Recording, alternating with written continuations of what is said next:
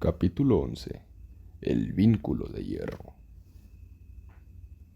Estaba sentado en la parte de atrás del carromato de Aventhi.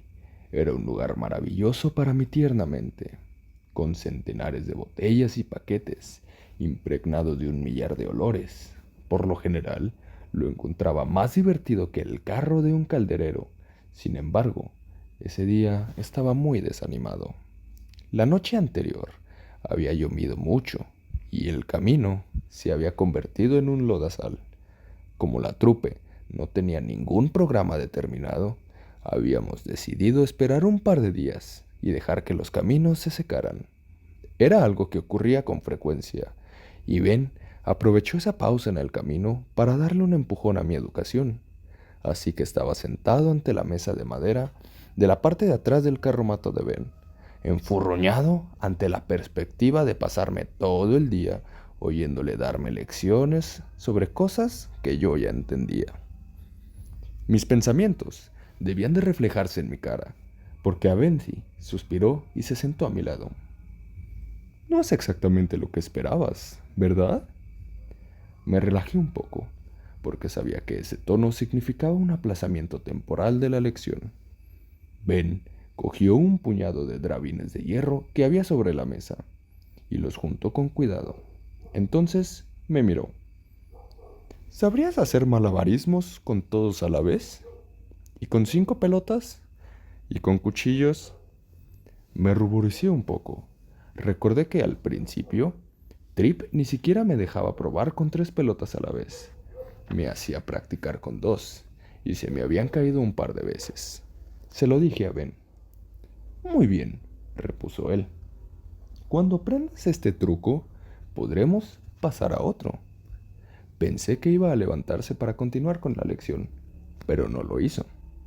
Me mostró el puñado de drabines de hierro. ¿Qué sabes de estos objetos? Los hizo sonar en la mano. ¿En qué sentido?, pregunté. ¿Físicamente? ¿Químicamente? ¿Históricamente? Históricamente, Ben sonrió. Sorpréndeme con tus conocimientos de nimiedades históricas, Elir. En una ocasión le había preguntado qué significaba Elir, y Ben me había contestado que significaba el sabio, pero por la forma en que había torcido la boca al decirlo, yo tenía mis dudas.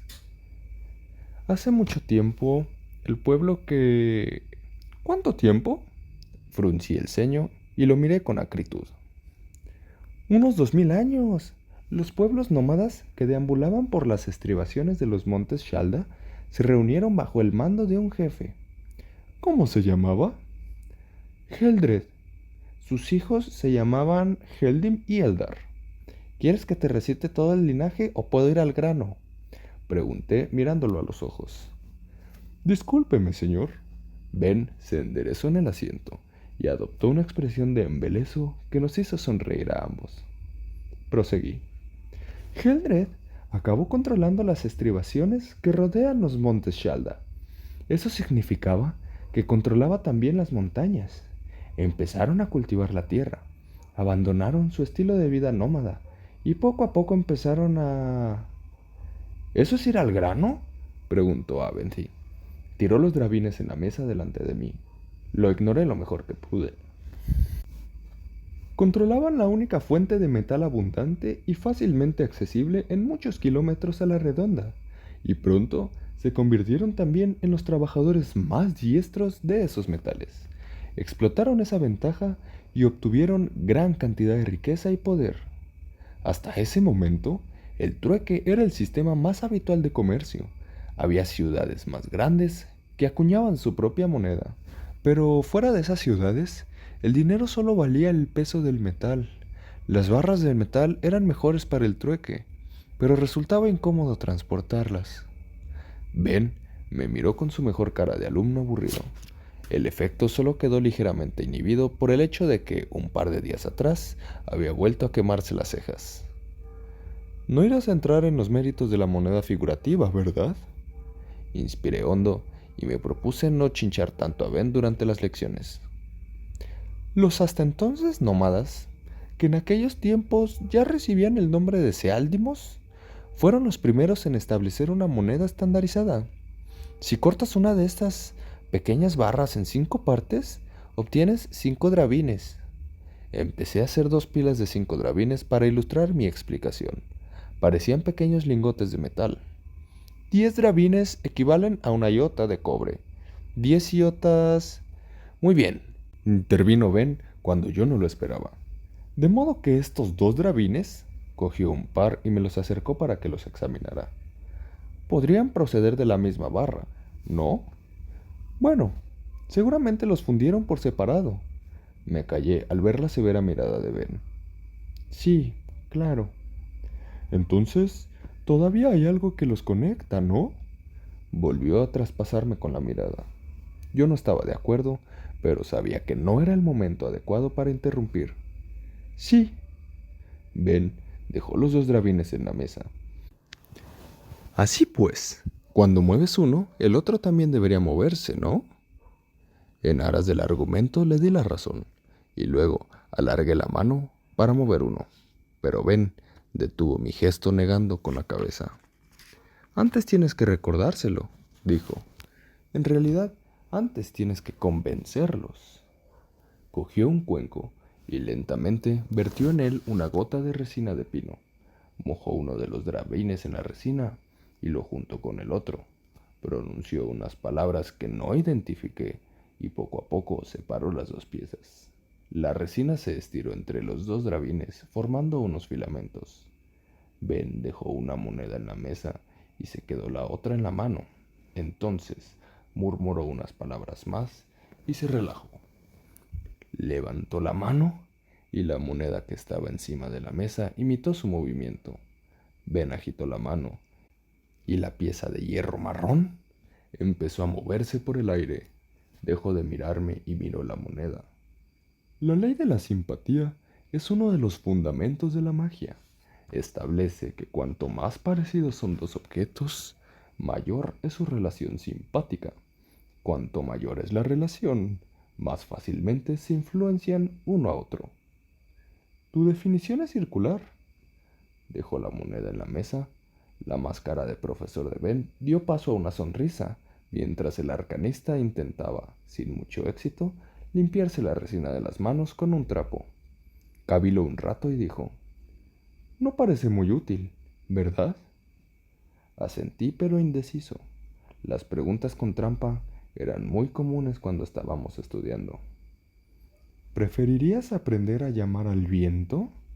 Sus ojos danzaron sobre mi rostro. Murmuró una palabra y el techo de lona del carromato se agitó alrededor de nosotros. Noté cómo una sonrisa lobuna se apoderaba de mi cara. Lo siento, Elir. La sonrisa de Ben también era lobuna, casi salvaje. Antes de aprender a escribir, tienes que aprender el alfabeto. Antes de aprender a tocar y a cantar, tienes que aprender los acordes. Sacó una hoja de papel y anotó un par de palabras en ella. El truco consiste en fijar el alar con firmeza en tu mente. Tienes que creer que están conectados. Tienes que saber que están conectados. Me dio la hoja. Aquí tienes la transcripción fonética. Se llama vínculo simpático del movimiento paralelo. Practica. Viejo, entrecano y sin cejas, cada vez se parecía más a un lobo. Fue a lavarse las manos. Vacié mi mente mediante el corazón de piedra. Al cabo de unos instantes me sentí flotar en un mar de desapasionada calma. Enganché las 2 monedas de metal con resina de pino, fijé el alar en mi mente y me concentré en la inquebrantable creencia de que aquellos 2 drabines estaban conectados. Pronuncié las palabras, separé las monedas, dije la última palabra y esperé. No sentí ninguna oleada de poder, no sentí frío ni calor, no descendió sobre mí ningún rayo de luz. Estaba muy decepcionado, es decir, todo lo decepcionado que podía estar, con el corazón de piedra. Levanté la moneda con una mano, y la moneda que estaba encima de la mesa se levantó sola, imitando el movimiento de la otra. Era magia, de eso no cabía ninguna duda. Pero me quedé muy impasible. Yo esperaba... no sé qué esperaba. pero desde luego algo muy diferente. Pasé el resto del día experimentando con el sencillo vínculo simpático que Avency me había enseñado. Aprendí que se podía unir casi todo: un drabín de hierro y un talento de plata, una piedra y un trozo de fruta, dos ladrillos, un terrón y un asno. Tardé unas 2 horas en comprender que no necesitaba la resina de pino. Cuando se lo comenté a Ben, él admitió que la resina solo era una ayuda para la concentración. Creo que le sorprendió que lo hubiera averiguado por mis propios medios. Déjame resumir de manera breve el concepto de simpatía, dado que seguramente tú nunca necesitarás tener más que una vaga comprensión de cómo funcionan esas cosas. En primer lugar, la energía no puede crearse ni destruirse. Cuando levantas un drabín y el otro se levanta él solo de la mesa, el que tienes en la mano pesa como si lo estuvieras levantando los dos, porque en realidad lo estás haciendo. Eso en teoría. En la práctica, notas como si estuvieras levantando 3 drabines. Ningún vínculo simpático es perfecto. Cuanto más diferentes son los objetos, más energía se pierde en el proceso.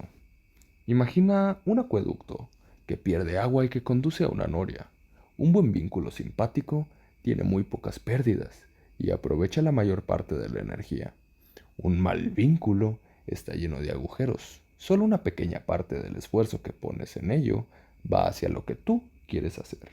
Intenté, por ejemplo, unir un trozo de tiza y una botella de cristal llena de agua.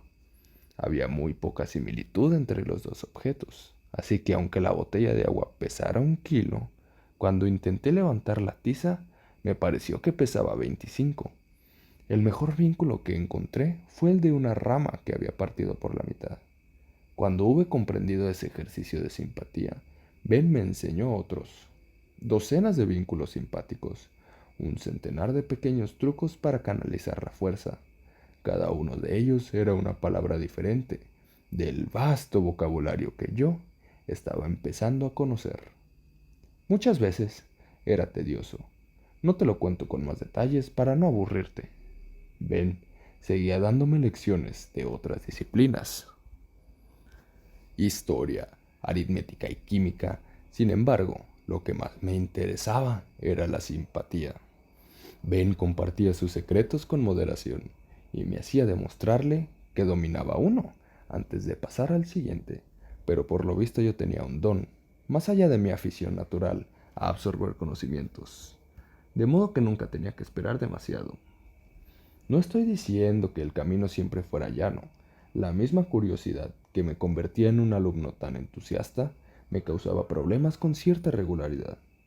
Una noche, cuando encendía el fuego para cocinar de mis padres, mi madre me sorprendió cantando una canción que había aprendido el día anterior.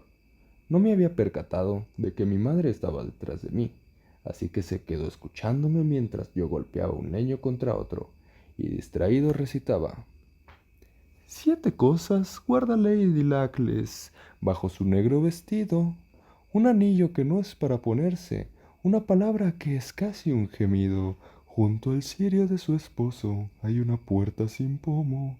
En una caja sin tapa ni candado encierra Lacles las piedras de su amado.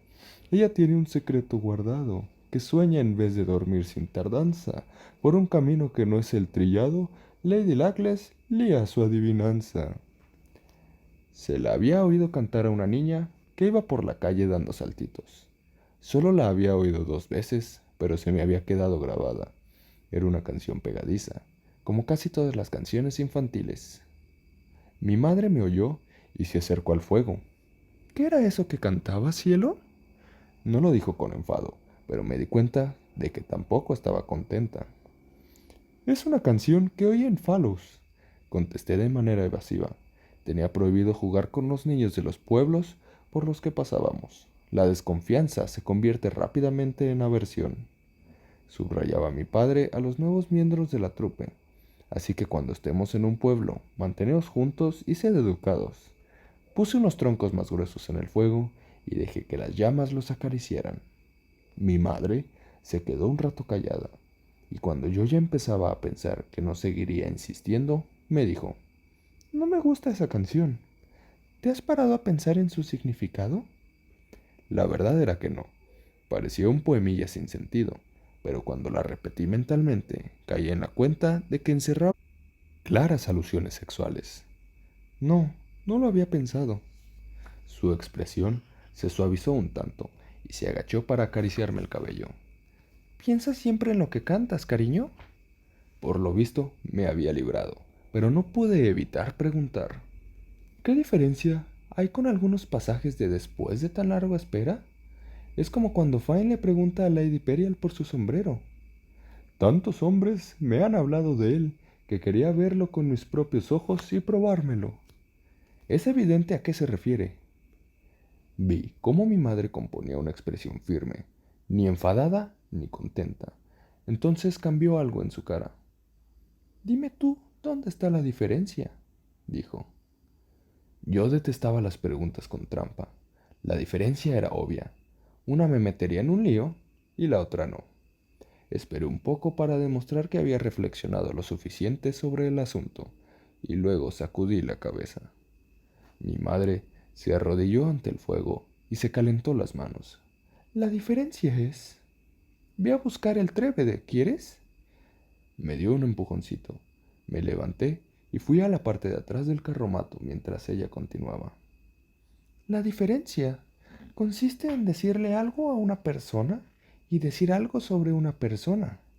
Lo primero puede ser una grosería, pero lo segundo es siempre un chisme. Le llevé el trébede y le ayudé a montarlo sobre el fuego. Además, Lady Perial solo es un personaje ficticio. En cambio, Lady Luckless es una persona real, con sentimientos que pueden resultar heridos. Levantó la cabeza y me miró. No lo sabía, argumenté poniendo cara de culpabilidad. Debí de lograr una expresión digna de lástima, porque mi madre me abrazó y me dio un beso. No es nada grave, tesoro, pero recuerda que tienes que pensar siempre lo que estás haciendo. Me pasó una mano por la cabeza y sonrió, radiante como el sol. Creo que podrías reconciliarte conmigo y con Lady Luckless si encontraras unas ortigas para la cena de esta noche. Cualquier pretexto para eludir un juicio y jugar un rato en la maraña de arbustos que había junto al camino me parecía bueno. Me marché casi antes de que mi madre hubiera terminado la frase. También debería aclarar que gran parte del tiempo que pasaba con Ben lo sacaba de mi tiempo libre. Yo seguía teniendo mis obligaciones en la trupe. Interpretaba el papel del joven paje siempre que era necesario. Ayudaba a pintar los decorados y a coser los trajes. Por la noche almorzaba los caballos y cuando había que imitar truenos, agitaba una plancha de hojalata detrás del escenario. Pero no me importaba ocupar así mi tiempo libre. Mi infinita energía infantil y mi insaciable afán de conocimiento hicieron del siguiente año uno de los más felices que recuerdo.